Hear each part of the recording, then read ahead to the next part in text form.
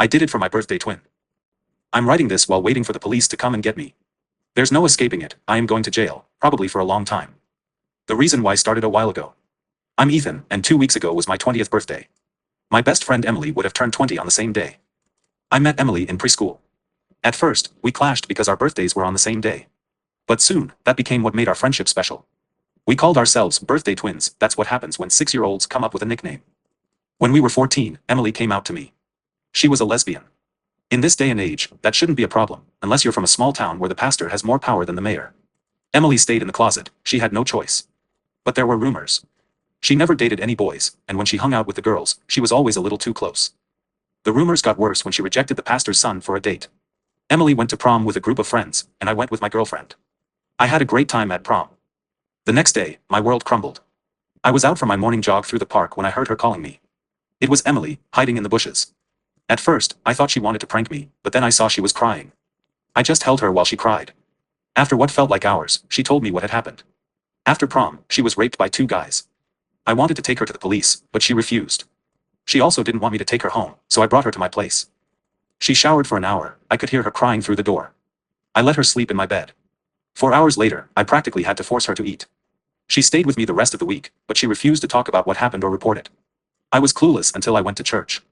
Emily always went to church, but now she refused. The sermon that week was about the sins of lesbianism. It wasn't just about gay people, it was specifically about lesbians. That couldn't be a coincidence, especially when the pastor said something like, lesbians do not really exist. It's just a confused woman who needs a reminder of what it's like to be a woman, and it's a man's duty to remind her. I was furious. I don't know how or why, but I knew the pastor had something to do with Emily's rape. In my anger, I confronted the pastor, demanding to know what he knew about what happened to Emily. In the following weeks, a lot came out into the open. Emily was raped by the pastor's son and his friend, but it was okay, because God supposedly told him to help her get over her lesbianism. The most disgusting thing was that the police did nothing because the pastor told them it was an act of God. The church praised him, and the whole town supported this narrative. The worst thing that could happen, happened to Emily. And everyone, was supporting the rapists. What pushed her over the edge was her parents. After a few weeks, Emily went home, and what did her parents do? They organized an intervention. They invited the pastor's son and his friend to talk to Emily, to explain that what they did was for her own good. A few hours later they found Emily. She took her own life. Fast forward to today, I was driving home from work when I saw that rat pastor and his rat bastard son. My anger took over, and I ran them over. I don't know if they survived or are just injured, but my truck is very noticeable, and there were too many witnesses. It's only a matter of time before I'm arrested. I'm now sitting at home, drinking the champagne Emily and I bought a few years ago. The champagne we were going to drink at our graduation.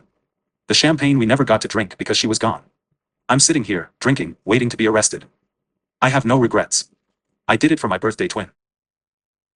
Part 2. I did it for my birthday twin, why am I still a free man? I have no idea what happened. It's been a week, and I'm still waiting to be arrested. Both the pastor and his son died. The pastor died on impact, and the son a few hours later. At least that's what the newspaper says. But the newspaper also said, unknown driver. How can they still not know it was me? I have the only black and red truck in town. The day itself, I waited until I fell asleep. I woke up in the same seat I sat in the night before. I couldn't understand. I still don't understand. I took a shower and went to work. I thought it best not to take the truck. I took my motorcycle to work. I was sure they would arrest me there. But nothing happened. Everyone was talking about the incident, but nobody talked about who did it. They say witnesses described the vehicle as a dark blur. It was getting dark, and it was raining, so maybe that is why they could not recognize my truck. Could that be it? Could it be that nobody recognized my truck? That seems impossible. But there are traffic cameras. So even if the people couldn't identify my truck, the cameras can. But still no one came to arrest me. I don't think it takes a week to look at the traffic cameras, so I really don't understand why I'm still walking around. I'm not going to surrender myself. But I'm not going to fight them when they come. For as long as I am a free man, I'm going to continue doing what I'm doing. I love my work, I love my truck, I love eating in the local diner. I washed my truck, repaired the grill, and the hood. I know I'll get arrested, but I still take pride in my truck. Today, for the first time since the incident, I took my truck in town. I was expecting to be pulled over and arrested. I even expected to take a beating from anyone that recognized my truck from the incident. But nothing happened. Maybe on my way back home after work. Maybe they want to wait till it's not that busy in the streets. I know our town does not have a big FBI squad or something. But our police should already know that I did it. This doesn't make any sense. The funeral was a few days ago. I didn't attend, but half the town did. If I don't get arrested before then, I'm going to the cemetery to spit on his grave. I don't get it. I killed the most powerful man in town and his son, and I'm now sitting at a diner for a late lunch. Final part. I did it for my birthday twin, thankfully moving on. I finally understand why I'm still walking around. I have no idea what had to be done to make sure I'm still free. But I know why.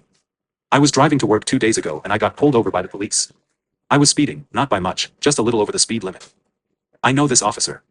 Not that we're friends, but I know of her. It's a small town. I've seen her off duty on our local watering hole. I think she even beat me at pool a couple of times. The Medusa tattoo on her arm makes sense now. She asked for my papers.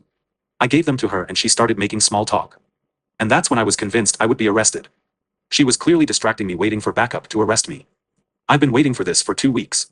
I was ready to go to jail. The officer asked some questions that have nothing to do with speeding. She asked me what I do for a living. I'm a mechanic specializing in the onboard computers of modern farm equipment.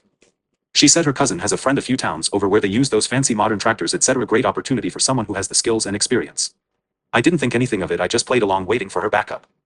She also asked me if I'm seeing anyone. Funny way of asking. She asked if there was anyone special on my dancing card. I answered the same way.